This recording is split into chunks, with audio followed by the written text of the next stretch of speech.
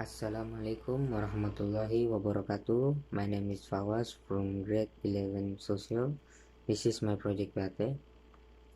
The fun fact of international trade is that it opens up wide job opportunities because there is international trade, so that it helps generate more jobs through the development of new industry that are useful for meeting product demand in various countries.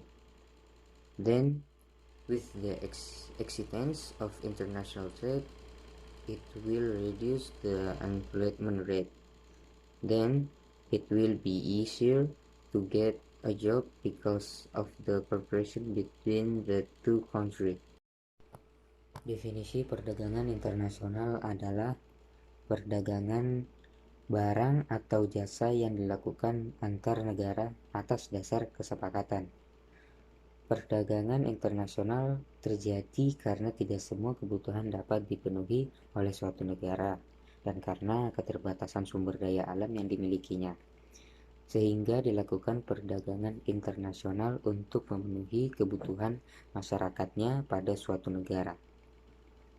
Letter of Credit atau bisa disingkat menjadi LOC adalah sebuah cara pembayaran internasional yang memungkinkan eksportir menerima pembayaran tanpa menunggu berita atau kabar dari luar negeri setelah barang dan berkas-berkas dokumen dikirimkan ke luar negeri kepada si pemesan atau si importir dan akan memudahkan pihak-pihak yang berada di dalamnya. Terdapat beberapa prinsip dalam praktek ekonomi Islam. Prinsip-prinsip tersebut diantaranya adalah keadilan sosial, menjauhi riba, tidak bersifat spekulatif, dan adanya pembagian risiko. Yang dimaksud keadilan sosial, Islam menghendaki praktek ekonom yang dapat meminimalisir kesenjangan. Prinsip keadilan ini nampak dari adanya pelanggaran eksploitasi, baik eksploitasi sumber daya alam ataupun sumber daya manusia. Yang dimaksud riba. Riba yang dimaksud di sini adalah riba kharji atau praktek pengambilan dana lebih atas dana yang dipinjamkan. Lalu yang dimaksud dengan tidak bersifat spekulatif. Tindakan spekulatif yang biasa disebutkan dalam ajaran Islam adalah perjudian. Beberapa praktek ekonomi yang dianggap memiliki spekulasi yang kental sehingga dianggap menyerupai judi.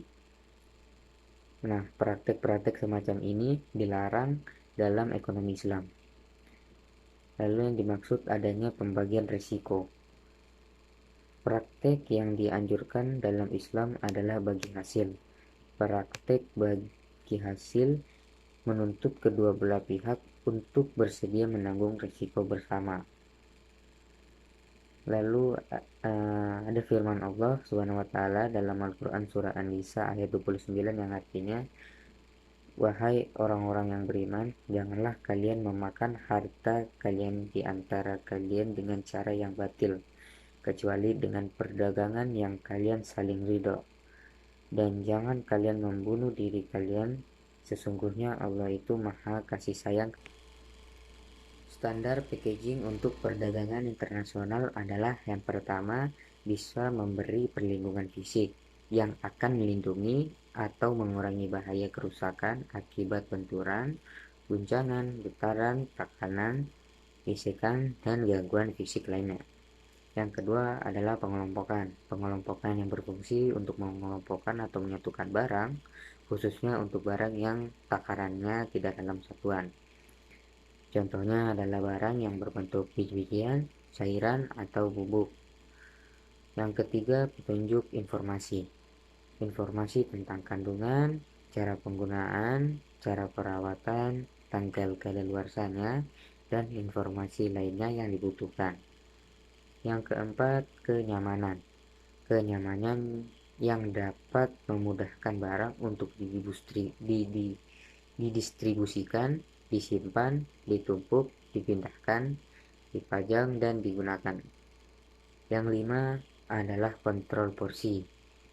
Kontrol porsi ini berperan untuk membantu mengukur takaran dalam suatu kemasan. Yang keenam adalah keamanan. Keamanan yang dimaksud adalah keamanan dari pencurian dan kehilangan.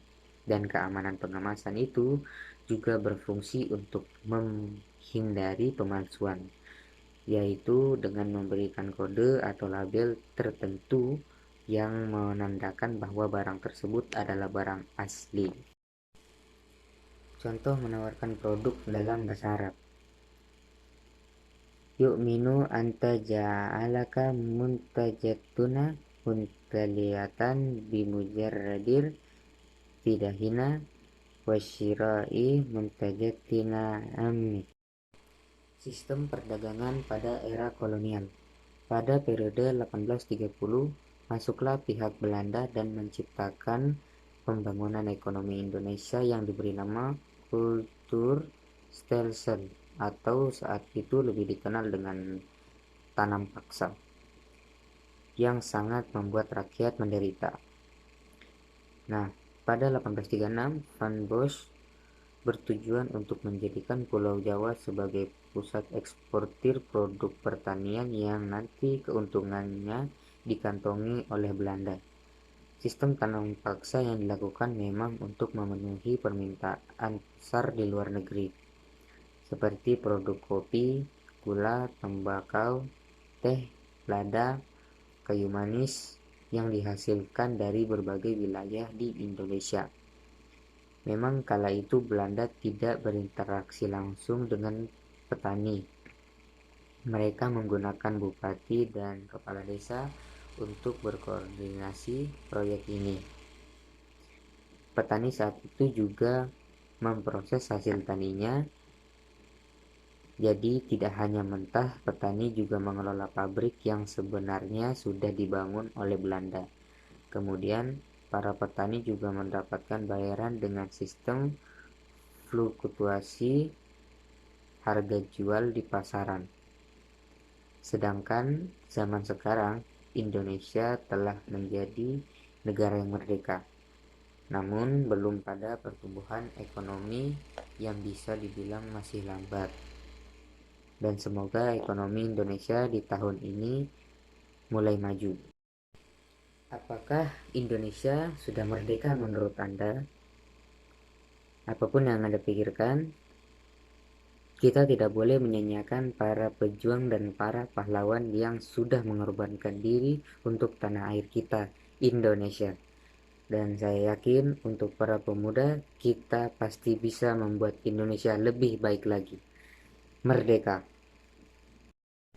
Demikian apa yang saya jelaskan tentang proyek PhD saya.